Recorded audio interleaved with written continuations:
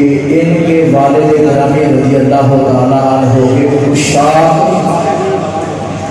کتنے مضطرب ہیں ان کے لخت جگر کی آواز سننے کے لیے۔ اب میں آپ کے نعروں کی گونج میں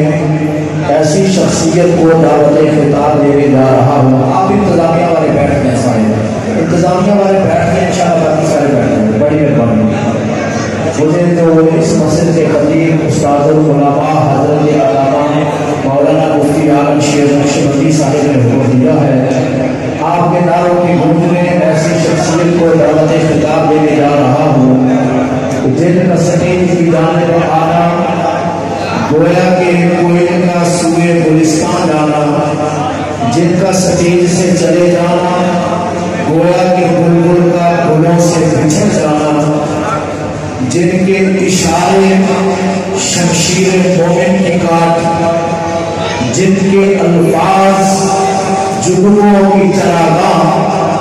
اور جن کے سمجھانے کا انداز اور اشعار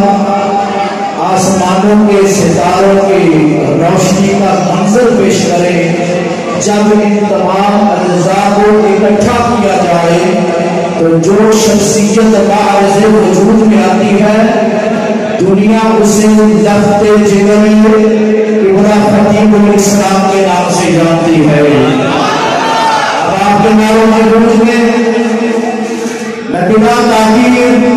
دعوت خطاب دے رہا ہوں۔ سٹیج پر علماء کا جمع وفیر ہے، مشائخ اسلام کی کثیر تعداد نظر آمد ہے،